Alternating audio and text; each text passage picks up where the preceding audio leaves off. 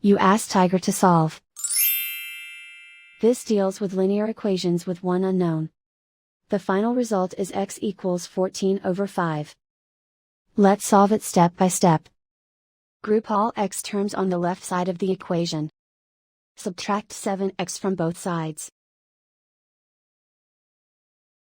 Group like terms.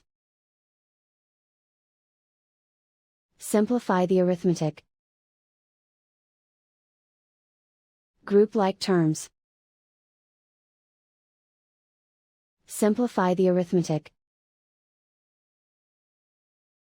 Group all constants on the right side of the equation. Add 1 to both sides. Simplify the arithmetic.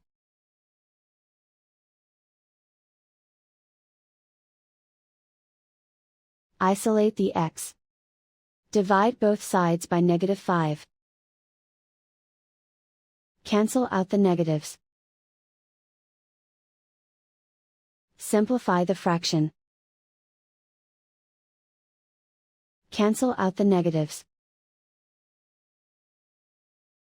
And so the final result is x equals 14/5.